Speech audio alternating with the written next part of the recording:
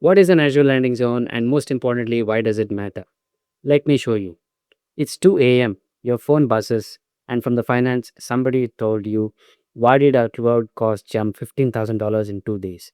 You open the portal, heart rate spikes, are scanning dashboards half asleep, and then you say it. A cluster of GPU instances, the expensive ones, running non-stop. The name? temp-test-1. No owner, no tags, no accountability. And here's the worst part. You know this thought, I hope this isn't my fault. Because if you have worked in cloud long enough, this is not rare. This is normal. This is not failure. This is the default. Most Azure environments don't collapse because of bad engineers. They collapse because there is no system in the first place. And that chaos has a name: subscription sprawl. You didn't build a system. Let me say something uncomfortable. You didn't design your cloud, you accumulated it. One project at a time, one quick fix at a time, one will clean it up later at a time.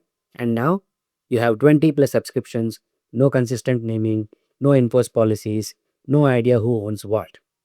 You may be thinking, yeah, this is exactly my environment. When you started, it worked because it was small. That's the trap.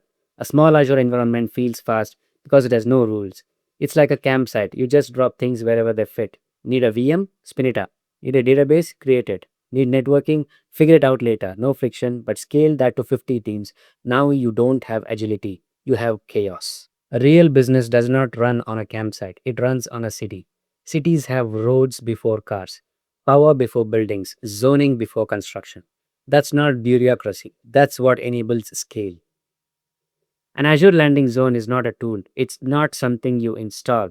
It's a pre built operating model for your cloud. In Microsoft Azure terms, it means every subscription you create is already connected to the network, governed by policy, secured by default, structured for scale. You don't build infrastructure, you consume it. The three no's. If any of these hit you, you don't have a landing zone. Number one, no manual networking. Right now, when a team deploys an app, what happens? They open a ticket. Can someone set up networking? Then a VNet gets created, peering configured, routes updated, firewalls adjusted, days go by. In a real landing zone, none of this exists as a task. The network is already there. It's hub and spoke, pre-connected, pre-approved. So dev teams don't touch networking. Exactly. They deploy. The system handles this rest. If your networking depends on humans, it will eventually fail. Number two, no identity gaps. Let's talk about access. Right now, access probably looks like this. Someone requests access, someone grants it manually, nobody reviews it later, and over time, you get permission sprawl. You probably have users right now who can access production, and no one knows why. A real landing zone uses centralized identity via Microsoft Entra ID. Everything is role based, everything is scoped, everything is auditable, and most importantly, when someone leaves, access disappears instantly. If removing access is harder than granting it, your system is broken. Number three, no security afterthoughts. This is where most environments completely fail.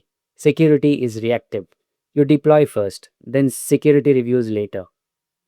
You may think we'll fix it before production. No, you won't, because by then it's already embedded. A real landing zone enforces guardrails using policy. If your company says no public databases, then Azure does not warn me. It blocks you. This is not restriction. This is protection at scale. If your cloud allows bad decisions, it will eventually cost you. Why this actually matters?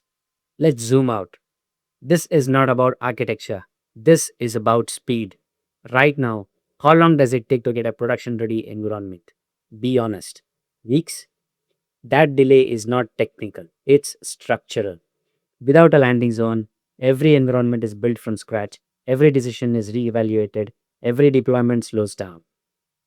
With a landing zone, it's minutes. Not because engineers are faster, but because decisions were already made. This is what executives care about: faster time to market, lower operational risk, predictable cost control. An Azure landing zone does one thing exceptionally well: it turns chaos into a system. It means you don't think about infrastructure every time because infrastructure already thinks for you. But here's the reality: most people talk about landing zones without understanding how they are actually built, and that's where things usually fall apart. In the next video, we are going under the hood: management groups, hub and spoke networking, policy architecture, the actual skeleton behind everything you just saw. Because if you get that wrong, you don't get a landing zone. You just get a more organized mess. Click on the next video on the screen. I'll see you in the next one.